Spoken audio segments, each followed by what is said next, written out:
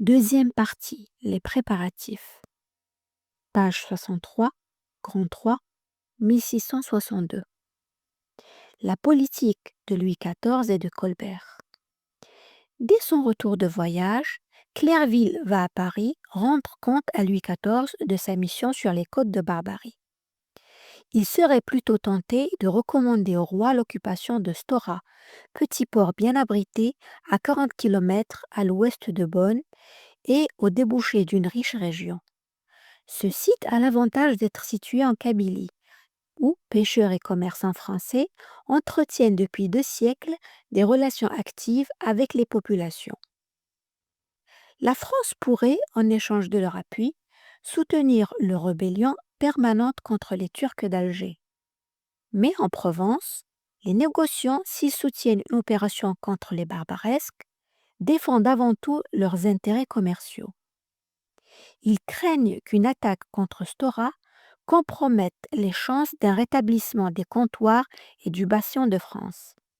C'est pourquoi ils suggèrent à Clairville de recommander plutôt au roi de s'implanter hors du royaume d'Alger, par exemple à Al-Hoceïma, près de Tanger, où la France serait de surcroît bien placée pour surveiller le détroit de Gibraltar.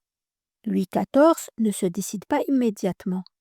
Il demande au duc de Beaufort, qui doit bientôt partir avec Duquesne pour une croisière en Méditerranée, d'aller reconnaître à son tour la côte de Gibraltar à Alger et d'y choisir le meilleur site pour une implantation française. Quelques mois plus tard, le 19 mai 1662, le souverain précise ses intentions à Beaufort. « Je ne laisserai pas de vous dire que ce que je désire le plus, ce serait que vous puissiez prendre quelques postes fixes en Afrique, soit qu'ils soient fortifiés, soit qu'ils fût dans une assiette, a le pouvoir d'être facilement. Mais comme il est difficile de pouvoir entreprendre ce dessein à cause du peu d'infanterie que vous pourriez faire descendre, il faut se réduire à choisir quelques postes déserts, soit dans une île, soit en terre ferme, pour y faire bâtir un fort, pour y tenir une garnison légère et y établir une habitation pour le trafic et la marchandise. En cas que vous trouviez quelque endroit à cet usage, il sera nécessaire que vous en donniez part aux sieurs de la Guette et aux chevaliers de Clairville, afin qu'ils puissent travailler à exécuter tout ce que vous estimeriez qu'ils devront faire pour ce dessein. En Méditerranée, la situation se tend. En avril, l'escadre anglaise de Montaigu cadonne Bougie. Elle s'attaque à la flotte turque, brûle 4 vaisseaux et poursuit les autres navires jusqu'à Alger. À la grande surprise des Anglais, l'escadre hollandaise de Ruyter, déployée devant le port, y laisse entrer les vaisseaux barbaresques. Les Hollandais viennent en effet de signer un accord avec le divan d'Alger. Quelques mois plus tard, les Anglais à leur tour vont conclure une convention avec les Turcs d'Alger, puis avec ceux de Tripoli. Monsieur de la Guette aura beau, dans une lettre à Colbert, s'indigner et qualifier ces accords de honteux. Les faits sont là. Les navires français qui bénéficiaient autrefois d'une relative protection sont désormais les plus menacés. La France se doit de réagir. Colbert et le roi s'impatientent, d'autant que Duquesne, parti le 14 mars pour 3 mois en campagne contre les barbaresques, est rentré bredouille. Ces échecs successifs portent Louis XIV à durcir sa politique envers les Turcs et à fixer des objectifs plus offensifs à ses armées. En cette année 1662, Bossuet, poussé par les dévots et les chevaliers de Malte, très influents à la Tour, continue à prêcher la croisade contre les infidèles, mais le fait certes avec moins d'ardeur qu'autrefois le père Joseph et les Capucins. Louis XIV se veut toujours le champion de la chrétienté. Il continue à soutenir les armées vénitiennes assiégées par les Turcs à Candie et il fait savoir à l'empereur qu'il est prêt à l'aider dans sa lutte contre les 120 000 hommes que le grand seigneur a lancés contre la Hongrie. Mais en Barbarie, les visées de Louis XIV ont perdu tout caractère de guerre sainte. Il attache moins de prix aux objectifs religieux et aux intentions charitables de Vincent de Paul. Ainsi, Lorsque, au cours de cette année 1662, les esclaves d'Alger se révoltent, la France n'envisage à aucun instant d'intervenir militairement ni même diplomatiquement. La sédition échoue. Les esclaves sont brutalement chassés. Nombre d'entre eux sont torturés. Louis XIV laisse faire. Il n'a plus qu'un seul objectif, poursuivre les préparatifs de son expédition en Barbarie. Sans doute aussi, la perspective de réussir là où Charles Quint en personne échoua flatte-t-elle l'orgueil du jeune souverain, toujours à la recherche d'actions d'éclat. Colbert a un objectif plus réaliste, garantir la liberté de navigation en Méditerranée pour développer le commerce du Levant, y compris avec la Barbarie. Mais en Barbarie, les visites de Louis XIV ont perdu tout caractère de guerre sainte. Il attache moins de prix aux objectifs religieux et aux intentions charitables de Vincent de Paul. Ainsi, lorsque, au cours de cette année 1662, les esclaves d'Alger se révoltent, la France n'envisage à aucun instant d'intervenir militairement ni même diplomatiquement. La sédition échoue. Les esclaves sont brutalement chassés. Nombre d'entre eux sont torturés. Louis XIV laisse faire. Il n'a plus qu'un seul objectif, poursuivre les préparatifs de son expédition en Barbarie. Sans doute aussi, la perspective de réussir là où Charles Quint en personne échoua flatte-t-elle l'orgueil du jeune souverain, toujours à la recherche d'actions d'éclat.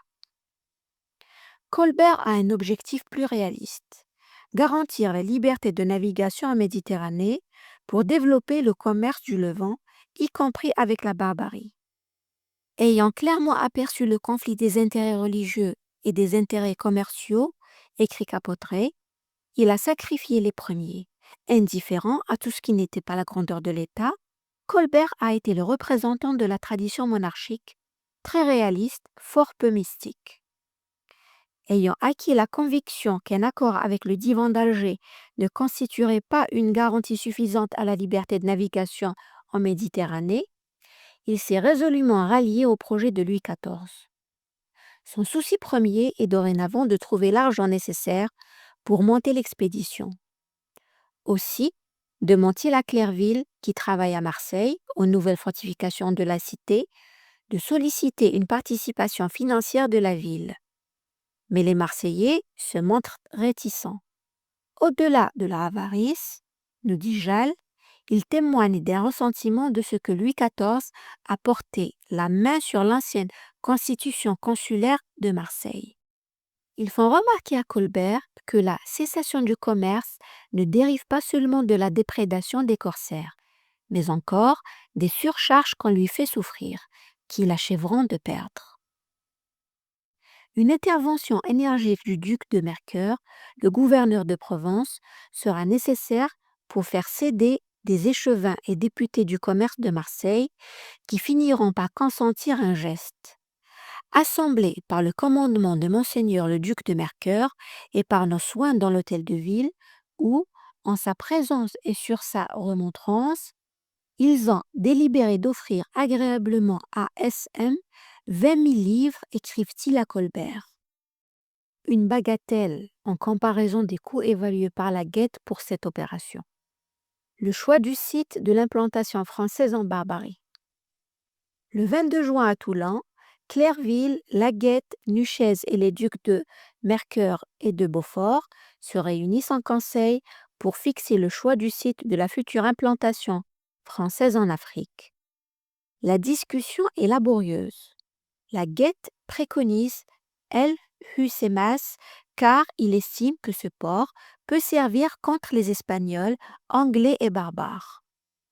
Mais on renonce rapidement à ce site et à toute intervention sur le territoire du Maroc, car la France craint de détériorer les excellentes relations qu'elle entretient avec ce pays.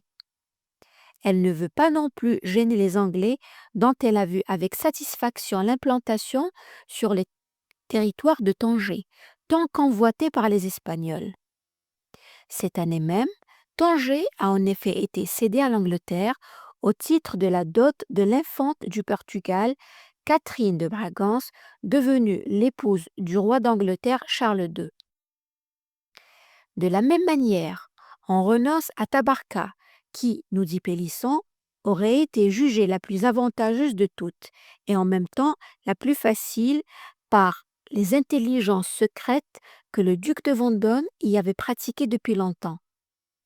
Mais le roi la jeta par un sentiment d'honneur, le lieu appartenant aux Génois et non pas aux infidèles. Quant à Beaufort, il penche plutôt pour Bonne ou pour Bougie, dont il a fait quelques jours auparavant l'éloge à Colbert. Mais finalement, et pour les raisons déjà évoquées, le choix se porte sur Storat. Dès le conseil achevé, Clairville en rend compte au roi. Il lui explique avoir renoncé à Alhucemas, faute d'avoir été suffisamment éclairé de sa qualité par les relations que j'en attendais de monsieur le duc de Beaufort. Je ne pouvais pas, ajoute-t-il, si bien répondre à VM, du succès d'une entreprise dont je n'ai pas toutes les lumières nécessaires pour la bien exécuter, comme de celle dont j'ai reconnu avec beaucoup de soin les particularités. Après ce coup de patte au duc de Beaufort, Clairville, qui n'a pas vu Storat que du large, ne manque pas d'aplomb en affirmant avec assurance. Si VM approuve la résolution que nous avons prise d'aller établir ses armes au port du dit Storat, il ne se peut que nous n'y réussissions. Premier report de l'expédition. Louis XIV est très déçu par l'échec de la campagne de Duquesne, après l'insuccès de celle du chevalier Paul. Il voudrait bien lancer dans l'année l'expédition prévue en Barbarie, mais sa marine n'est manifestement pas prête. La Guette et Colbert ne cessent de déplorer le manque de navires, de personnel et de matériel, et la saison est déjà bien avancée. En plus, les rivalités entre les amiraux et l'indiscipline endémique des officiers de marine inquiètent le roi et l'irritent fort. Aussi décide-t-il sagement de reporter l'opération et d'ordonner à sa flotte de tenter cette année encore de s'emparer de vaisseaux turcs ou d'en brûler dans leur port. Beaufort s'étant absenté de Toulon pour se rendre à la cour, c'est au vice-amiral Nuchez que, le 7 juillet, Colbert confirme ses ordres et qu'il témoigne du déplaisir du roi. SM a pris la résolution de n'armer que 6 vaisseaux et 6 galères pour faire la guerre aux corsaires. Je ne vous parlerai plus de l'entreprise qui avait été projetée, mais je vous dirai que SM témoigne être fort dégoûté des affaires de la marine, voyant que ces vaisseaux ont rendu le bord sans avoir exécuté ni même tenté la moindre chose. Aussitôt, Duquesne s'indigne auprès de Colbert de cet ordre de désarmement des vaisseaux. Je prends tant d'intérêt à ce que les étrangers ne voient pas dans notre conduite manière de quoi nous mépriser que, quand cela arrive, je n'ai point de consolation. Si vous voyez ces choses de près, vous ne souffririez jamais ce désagrément de la manière qu'il se dispose. Il en profite pour déplorer le départ du duc de Beaufort, qui a quitté son poste à la mer pour aller parader à la cour. Je suis persuadé qu'il était très expédient, pour l'intérêt du roi, qu'il continua d'aller en mer, et particulièrement l'hiver, à cette fin de voir et reconnaître la mer en toute saison et en perfection. Et il ajoute, peut-être par simple flatterie, mais plutôt avec une pointe d'ironie, « Il n'est pas croyable comme il s'y est fait en si peu de temps. Il ne fallait pas le laisser retourner en cour lorsqu'il était si utile au service. » Le 8 août, conformément à l'ordre du roi, Nuchez apparaît de Toulon avec 6 vaisseaux, dont le Saint-Louis commandé par Duquesne. Les 2 hommes se haïssent et ne cessent de se critiquer. Au large de Carthagène, Duquesne part à la poursuite de 3 frégates turques qui, à la faveur d'un coup de vent, réussissent à s'échapper. Nuchez se moque publiquement de la désaventure de son rival et s'empresse d'en faire un sévère compte-rendu à Colbert. Pendant toute cette croisière, aussi infructueuse que les précédentes, le temps ne cesse de monter entre les 2 amiraux. Le 15 septembre, l'escadre subit une violente tempête qui endommage plusieurs bâtiments. Nuchez veut tenter de rallier directement Toulon, alors que Duquesne lui conseille d'aller au préalable réparer à Gibraltar. Le désaccord dégénère en altercation publique. Fulminant de colère, Nuchez vocifère à Duquesne qu'il ne veut plus le voir de sa vie. L'autre le prend au mot. Il abandonne son chef. Les 2 divisions de l'escadre rentrent séparément à Toulon. Le conflit de Louis XIV avec le pape. La guette les attend avec impatience, car, à la suite d'un incident à Rome, les rumeurs d'une guerre contre le pape s'amplifient. Écoutons le récit qu'en a fait Bussy Rabutin. Le marquis, depuis le duc de Créqui étant à Rome ambassadeur pour le roi, un Français de sa suite eut démêlé avec un Corse, qui est une espèce de soldatesque dont la fonction est d'assister les sbires aux exécutions de justice, et dans cette querelle, un Corse ayant été tué, toute la compagnie qui est de 400 et les officiers, à leur tête attaquèrent tout ce qu'ils trouvèrent de français. Investissent le palais de l'ambassadeur, tirèrent sur lui qui, pour apaiser le désordre, avait paru sur un balcon, attaquèrent l'ambassadrice qui revenait de la ville, tuèrent un page à sa posture, et cette fureur ayant duré plusieurs jours, l'ambassadeur fut obligé, pour se mettre en sûreté, de se retirer dans les États du duc de Florence. Le roi, ayant appris cet attentat, approuva le départ de Rome de son ambassadeur et fit connaître au nonce, qui était à Paris, de sortir incessamment du royaume. Tous les ambassadeurs des têtes couronnées prirent part à cet ouvrage. SS lui manda qu'elle ferait faire un châtiment exemplaire, lequel n'aboutit qu'à licencier les Corses. Le roi demandait qu'on en fît pente et qu'on exclût le cardinal impérial, gouverneur de Rome, qui avait tout au moins toléré ce désordre. Cependant, au lieu de satisfaire SM sur ce sujet, le cardinal reçut une nouvelle dignité.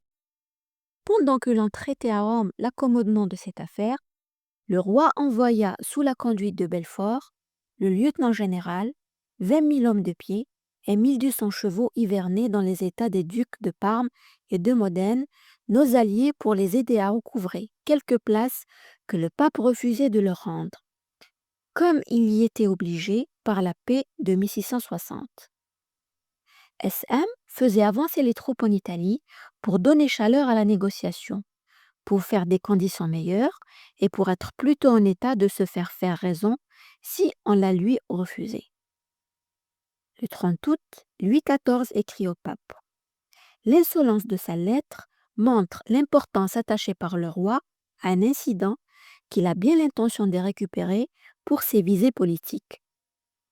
Très Saint-Père, lui écrit-il, notre cousin le duc de Créqui, notre ambassadeur extraordinaire, nous ayant fait savoir l'assassinat commis en sa personne, en celle de l'ambassadrice sa femme et de tous les Français qui se sont trouvés le 20e du courant dans les rues de Rome, à la rencontre de la milice corse de votre sainteté, nous avons aussitôt envoyé ordre à notre dit cousin de sortir hors de l'état ecclésiastique, afin que sa personne et notre dignité ne demeurent pas plus longtemps exposées à des attentats, dont il n'y a jusqu'ici point d'exemple chez les barbares même, et nous avons en même temps ordonné au sieur Bourlemont, auditeur de Rothe, de savoir de votre sainteté si elle veut approuver ce que sa soldatesque a fait et si elle a dessein ou non de nous faire une satisfaction proportionnée à la grandeur de l'offense qui a non seulement violé mais renversé indignement le droit des gens. Nous ne demanderons rien à votre sainteté en cette rencontre.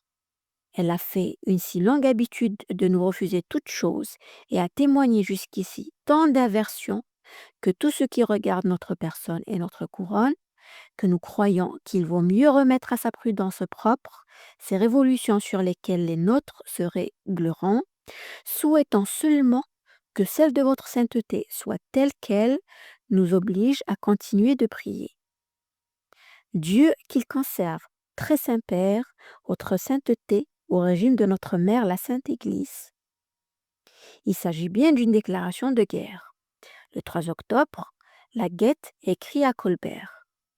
Comme il n'y a pas d'apparence que le roi ni la France souffrent des choses qui se sont passées à Rome, j'estime qu'il faudra employer nos vaisseaux et galères à faire connaître que ceux qui offensent le grand roi ont toujours sujet à son repentir. L'ordre de préparer un contingent de 12 000 hommes et les navires nécessaires à une intervention contre le pape ne tarde pas à arriver. La Guette s'inquiète que le roi veuille armer d'autres vaisseaux pour porter de l'infanterie. Il a une bonne raison de se tracasser. La flotte des galères de France, partie en croisière sur les côtes d'Espagne, a été disloquée par une violente tempête et 2 des 6 galères ont été brisées sur la côte, près de Carthagène. La Gazette de France annonce cependant avec soulagement: on a sauvé la chiourme et le canon. Le lieutenant général des galères, le vieux marquis de Terre, âgé de 87 ans, met en cause la vétusté de ses navires. Mais la Guette n'aime pas de tiers. Il a déjà à plusieurs reprises demandé à Colbert de relever le marquis de sa charge. Aussi exprime-t-il des doutes sur les affirmations du lieutenant général quant aux causes de la catastrophe.